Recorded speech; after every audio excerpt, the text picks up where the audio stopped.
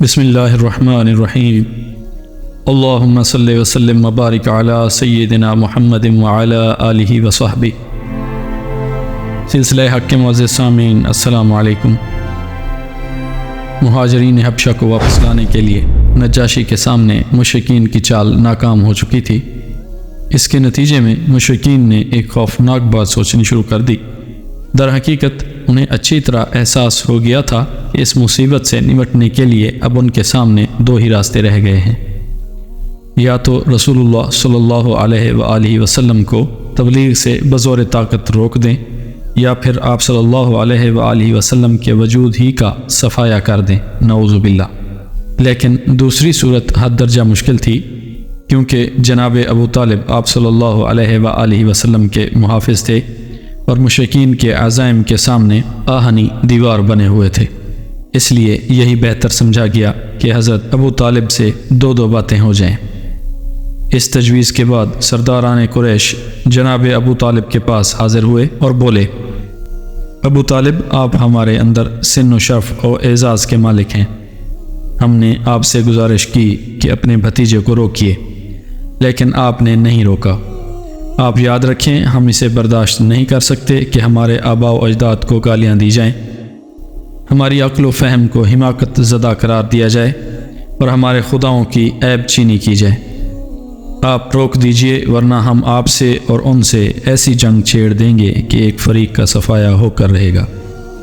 جناب ابو طالب پر اس زوردار دھمکی کا بہت زیادہ اثر ہوا اور انہوں نے رسول اللہ صلی اللہ علیہ وآلہ وسلم کو بلا کر کہا، بھتیجے، تمہاری قوم کے لوگ میرے پاس آئے تھے اور ایسی باتیں کہہ گئے ہیں کہ اب مجھ پر اور خود اپنے آپ پر رحم کرو اور اس معاملے میں مجھ پر اتنا بوجھ نہ ڈالو جو میرے بس سے باہر ہے۔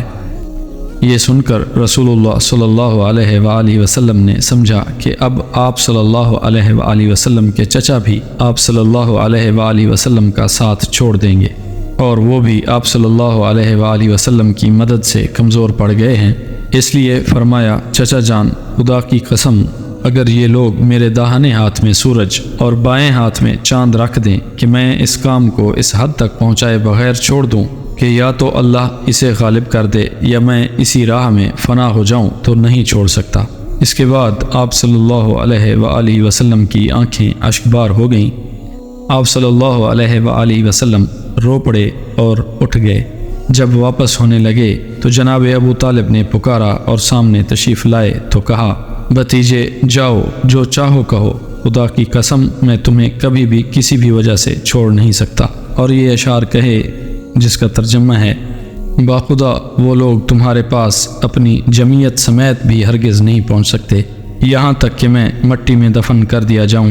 تم اپنی بات کھلم کھلا کہو، تم پر کوئی قدغن نہیں، تم خوش ہو جاؤ اور تمہاری آنکھیں اس سے ٹھنڈی ہو جائیں۔ سبحان اللہ۔ پچھلی دھمکی کے باوجود جب قریش نے دیکھا کہ رسول اللہ صلی اللہ علیہ وآلہ وسلم اپنا کام کیے جا رہے ہیں تو ان کی سمجھ میں آ گیا کہ جناب ابو طالب رسول اللہ صلی اللہ علیہ وآلہ وسلم کو چھوڑ نہیں سکتے، بلکہ اس بارے میں قریش سے جدا ہونے اور ان کی عداوت مول لینے کو تیار ہیں۔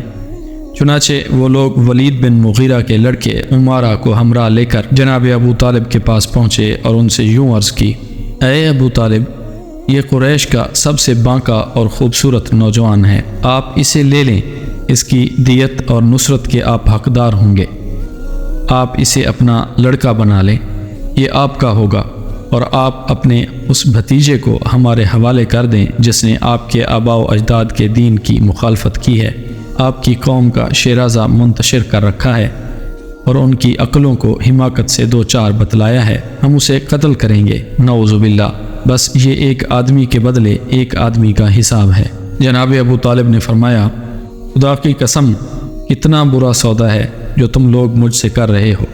تم اپنا بیٹا مجھے دیتے ہو کہ میں اسے کھلاؤں پلاؤں، پالوں پوسوں، اور میرا بیٹا مجھ سے طلب کرتے ہو کہ اسے قتل کر دو۔ خدا کی قسم، یہ نہیں ہو سکتا۔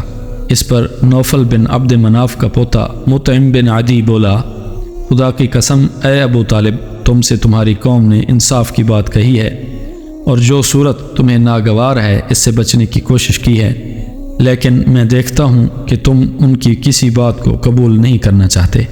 جواب میں جناب ابو طالب نے فرمایا، باخدا تم لوگوں نے مجھ سے انصاف کی بات نہیں کی ہے، بلکہ تم بھی میرا ساتھ چھوڑ کر میرے مخالف لوگوں کی مدد پر تلے بیٹھے ہو، تو ٹھیک ہے، جو چاہو کرو۔ ان دونوں گفتگوؤں کے زمانے کی تاریخ نہیں ملتی، لیکن شواہد سے ظاہر ہوتا ہے کہ یہ دونوں گفتگو 6 نبوی کے وسط میں ہوئی تھیں، یعنی نبوت کے 6 سال کے درمیان میں، اور دونوں کے درمیان فاصلہ مختصر ہی تھا۔ یہاں سے آگے کا ذکر ہم انشاءاللہ اپنی اگلی ویڈیو میں کریں گے۔ اللہ تبارک و تعالی سے دعا ہے کہ اپنے محبوب صلی اللہ علیہ وآلہ وسلم کے مصیبتوں کے مصائب و تکالیف کے صدقے ہم سب کی پریشانیاں دور فرمائے اور ہماری مشکلات آسان فرمائے، آمین۔ اللہ حافظ۔